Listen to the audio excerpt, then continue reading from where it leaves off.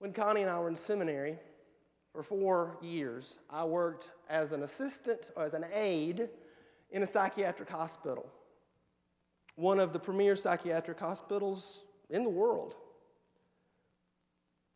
Now, when I had been a student here, I had heard the case studies of My Lai and Kenny Genovese and Miller's authority study and Ash's conformity study, and I had promised, no, I won't be like that. I will not follow orders and do something to somebody just because somebody in authority told me to. One night in the cafeteria area, in the locked adolescent unit, a young woman got angry and started escalating to the point that she started throwing chairs. And the charge nurse said, "Clear the area!" And everybody left to go to their bedrooms. And she called management team, and we all huddled. And this gal was just pacing back and forth, throwing chairs. And she went around the circle and pointed at everybody in the circle and assigned them their role in what was about to happen, subduing this woman and getting her to the seclusion room to strap her down. Right arm, left leg, left leg. And she pointed at me and said, "Head." Now, as the person in charge of the head, my job was to take my index finger and steady her face, this, and more like this. Now, take your finger and go to the base of your ear and move around in there along where your jawbone is and press. Everybody do this. Take your finger and you'll find your mandibular nerve right up in here. Just push until you feel it hurt just a little bit. My job that I had just been assigned to was to inflict enough pain on this young woman, this 15-year-old young woman, to make her lie still. We got her in the, it was a fight. We got her down. They started strapping her down. Got her all ankles, wrist, waist. And we all stepped back out of breath. And the charge nurse said, "Wait. By hospital policy, she has to be in a hospital gown with no undergarments on. We're going to have to undress her." And the girl screamed, "No!" And I started to object, but before I could do anything, they started unstrapping her, and she started flailing. And the nurse looked at me, and I was standing at the head of the bed and said, "Get her still!" And so I pressed, and she grimaced, and then she spit at me. And so they threw a washcloth over her face, and she shook, and so they stuffed the washcloth in her mouth. And they started getting, the looser the straps got, the more she started flailing, and the nurse said, "Get her still!" And so I pressed harder. And she was looking up at me, and she started cursing me, which I will edit for this purposes here. But I saw her eyes burning into me, and I heard her voice,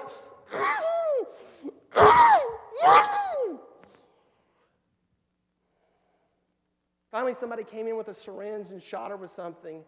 And a few minutes later, and all the time she was stripped naked in front of me. They kept trying to throw a sheet over her. Finally, they got her in a hospital gown, and finally she fell asleep. We got out in the hallway, and we were going to debrief. And I said, "That was uncalled for." "Well, what do you mean?" Hospital policy.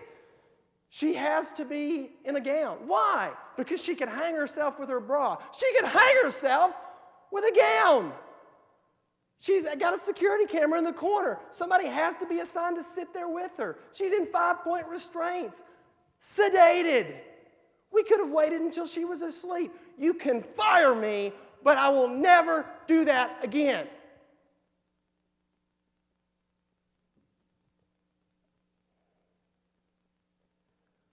My grandmother died with Alzheimer's disease. There may come a day when I don't remember any of your beloved names. Sometimes I think the last thing going through my mind before I die will be the image of that 15-year-old girl's eyes burning into me, the sound of her voice cursing me through that wash rag. My brain is scarred with that image and those sounds. And I have one thing to say about that. Thank God. Because over the years, especially when I was at the University of Tennessee, that has helped me keep a vow that I made to God driving home that night. God, from now on, I will be the last person to follow a good order before I am ever again the first one to follow a bad one.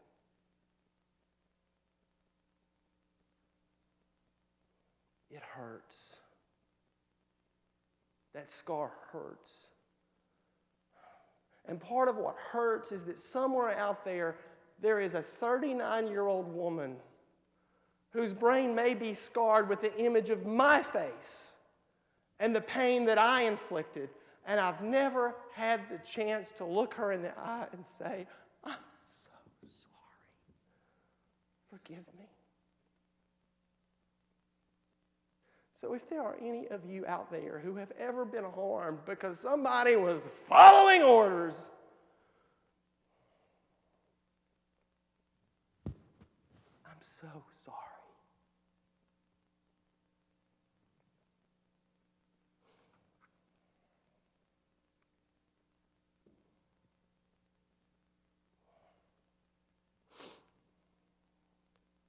Sometimes we inflict scars. Sometimes we must deal with the scars of others. Again, when Connie and I were in seminary, we were at a party one night, large party with families of seminary students, and I read a children's story to a group of children gathered around. When I got done, a guy, I'll call him John, he was slightly non-traditional seminary student, and he was in his late 40s. And when I got done, he was staring at me, and I felt really awkward because he was just staring. And long story short, John started being extraordinarily rude to me. He would snipe at me in class. On a committee we were on, if I put out an idea, he shot it down. And not just shot it down, he was just really rude about it. Well, I'm going to squeeze all this in. It could go on and on.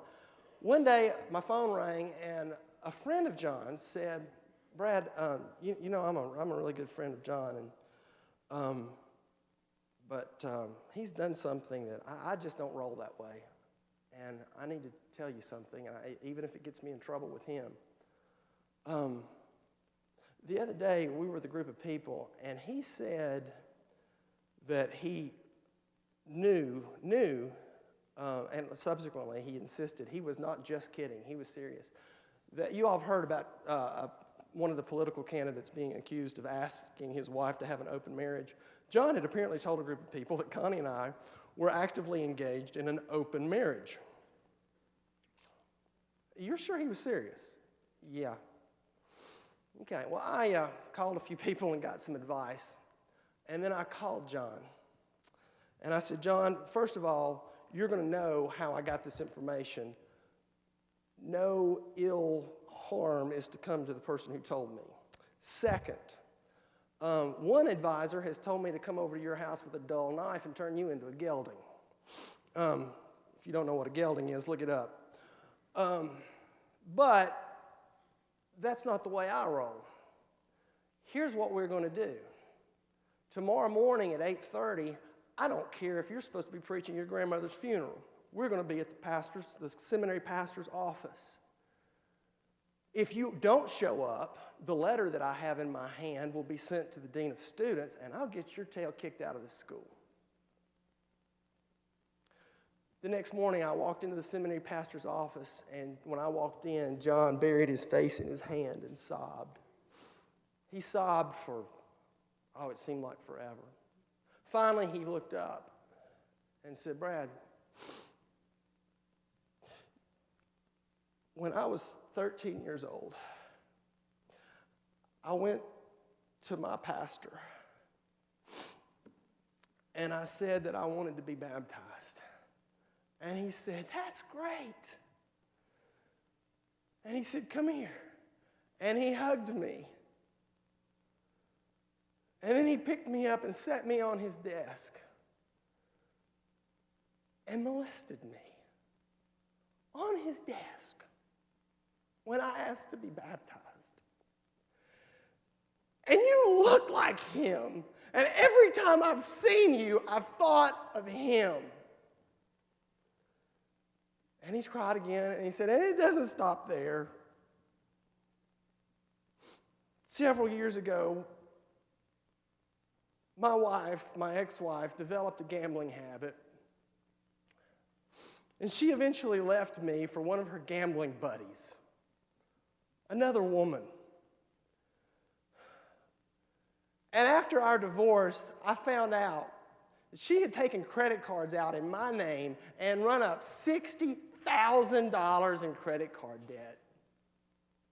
And every time I've seen you, I've been reminded of my pastor, and I've been so jealous of you and your happy wife.